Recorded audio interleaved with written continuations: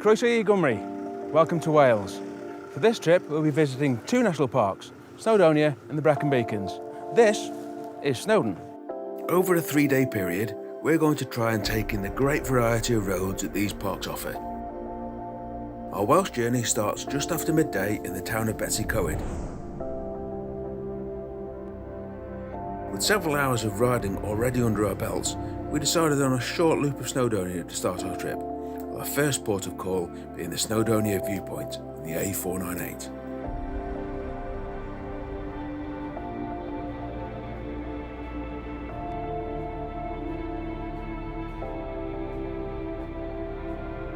After a few miles on the A5, it's not until you turn onto the A4086 at Capel Curig that you get a sense of the landscape that lies ahead.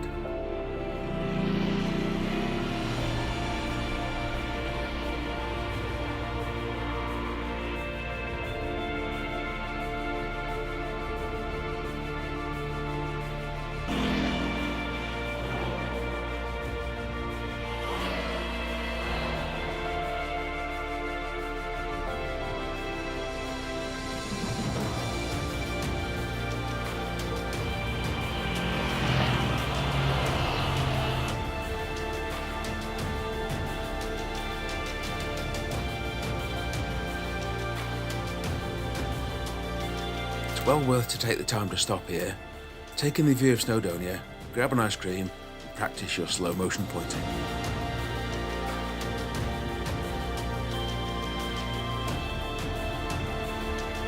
Back on the bikes, we head on towards the picturesque village of Bethgelert, known for the fable of Gelert, the faithful hound that saved his master's child.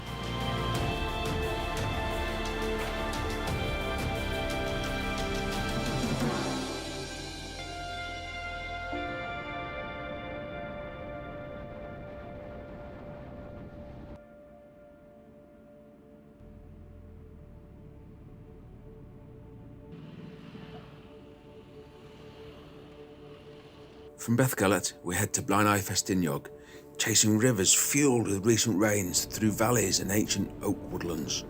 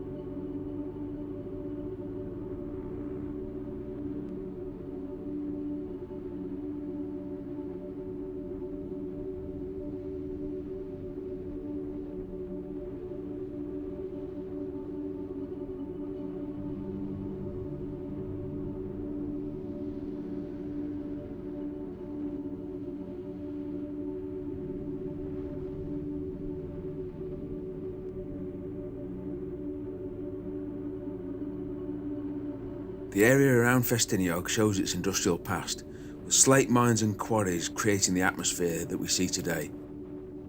And it's an adrenaline junkies playground too, being home to the world's longest underground zipline.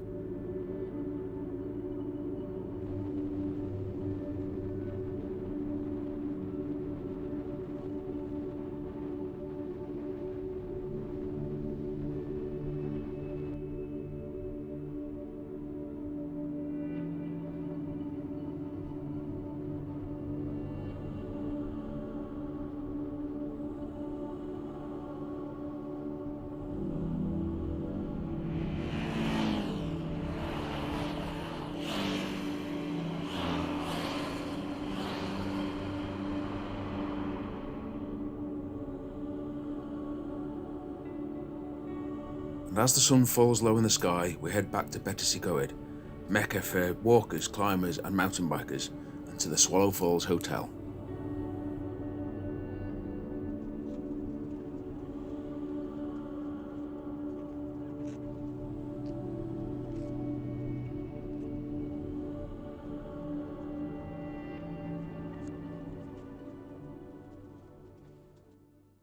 Borodar, day 2 of our Wales trip. Last night we stayed at the Swallow Falls, just outside Betws, and today we're going to do some more Snowdonia before heading south towards the Brecon Beacons. We have our route programmed in our trusty TomTom, but we have also Maya from Maya's Motorcycle Adventures, who will show us some of the really cool places to go. Yes, we worked together on the route, and I've changed it slightly to include some of my favourite places, some of the great spots to stop for photos, and hopefully you'll enjoy them too.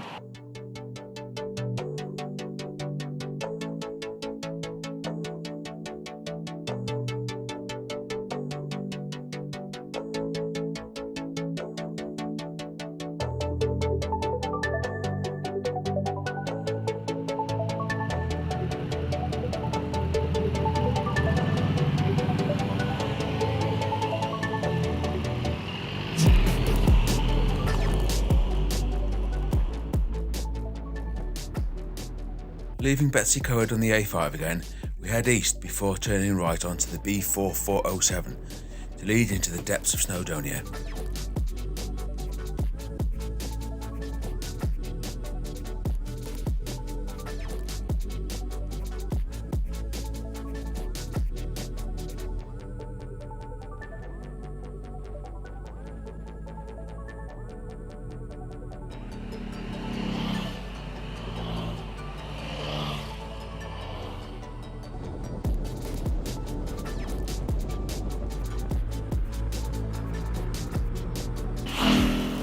After running alongside the river Conwy, the narrow B4407 climbs into open moorland before leading to the Cwm Convol viewpoint, with its stunning views of the western side of the national park.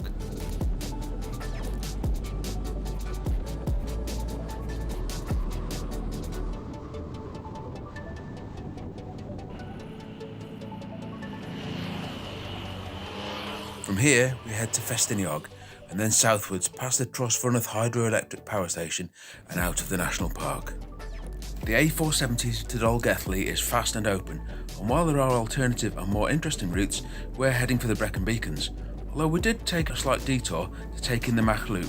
The Mach Loop regularly sees RAF planes practicing their low-level flying. If you feel able to climb the valley sides, you can actually watch them fly beneath you. Rested and rehydrated, we head onwards. There are some superb riding roads in mid Wales, but we pressed on, only stopping for lunch in Builth Wells.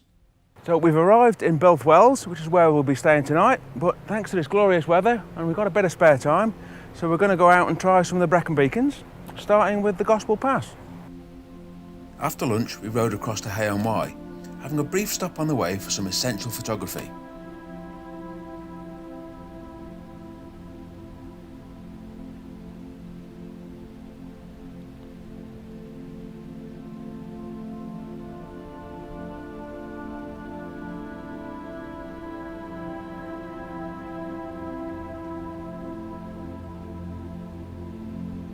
We then head for the Gospel Path, a narrow, twisting stunner of a road to the east of the hill known as Tumper, or sometimes referred to as Lord Hereford's Knob.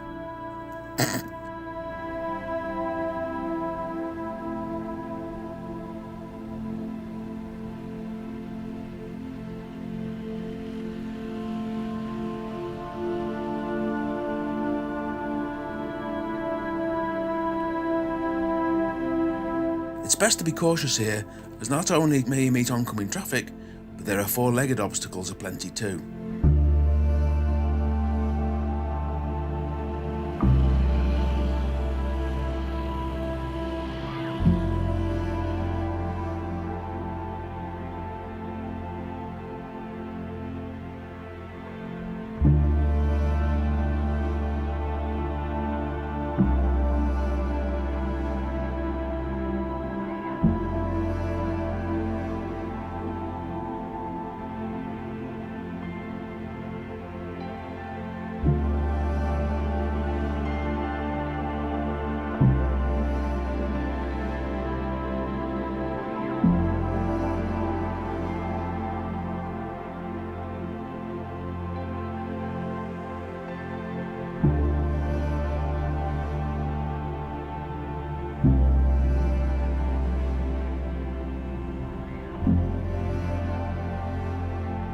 Unfortunately, the lower end of the gospel path was closed, but as we had some extra time, some glorious weather and some GoPro batteries left, Maya suggested that we travel to the other side of the Brecon Beacons to try the Devil's Staircase, one of her favourite spots.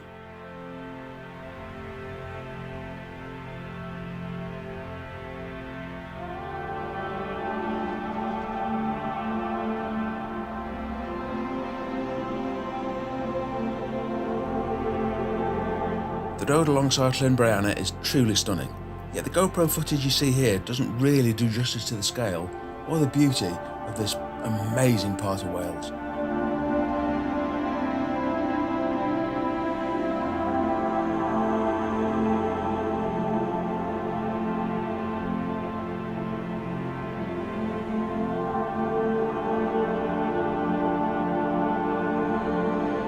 And it was quiet too, so keep it a secret.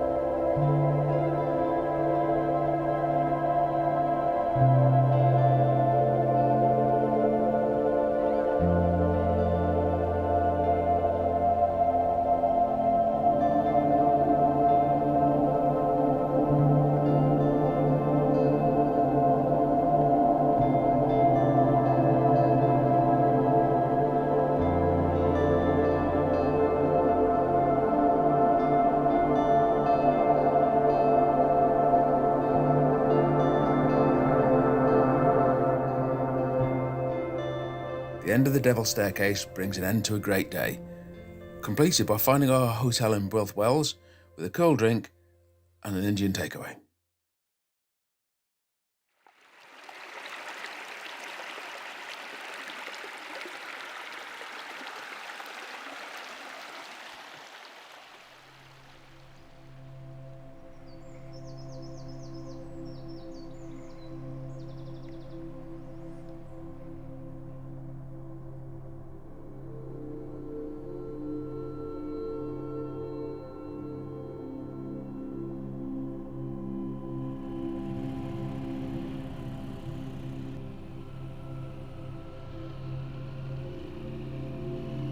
Day 3, and we left Caerberris Manor Hotel to head back through Brecon and on to the Penderyn Distillery, home of the world-famous Welsh single malt whisky.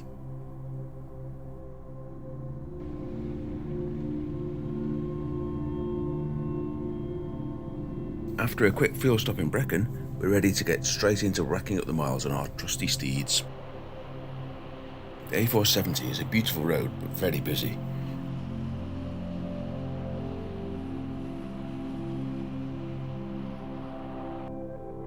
After the Beacons Reservoir, it's onwards to Penderyn.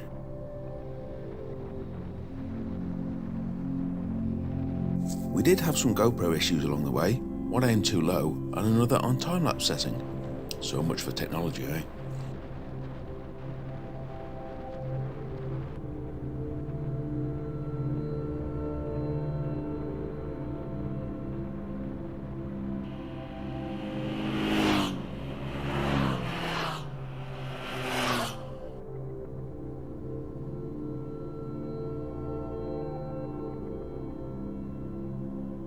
Miko treated himself to a bottle, maybe a well-deserved treat, having spent 3 days with the rest of us.